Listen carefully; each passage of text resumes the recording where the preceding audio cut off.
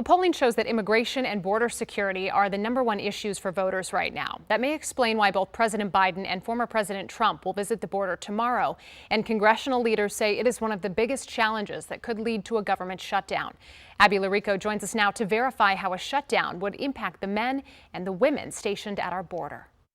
It's a story that sometimes feels like it's on loop here in Washington. Looming government shutdown. This time with tensions over border policy at the forefront.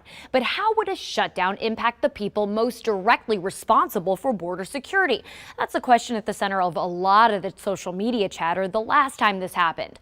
Does a government shutdown mean border security personnel stay home? Let's verify.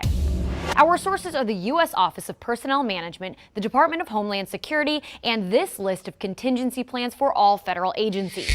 During a government shutdown, many employees are furloughed, but others, including those whose jobs involve, quote, the safety of human life or, quote, the protection of property, are still called to do their jobs as usual. Since the Department of Homeland Security oversees Customs and Border Protection and Immigration and Customs Enforcement, we looked at DHS Procedures for lapse in appropriations, a sort of how-to guide in case of a government shutdown.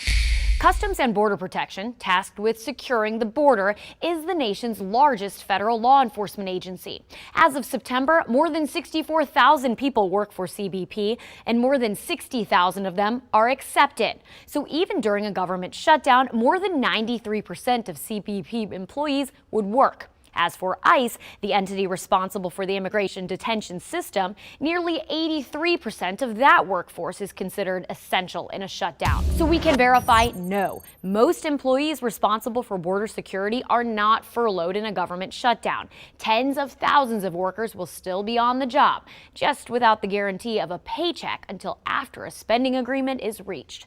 With your Verify, I'm Abby Larico.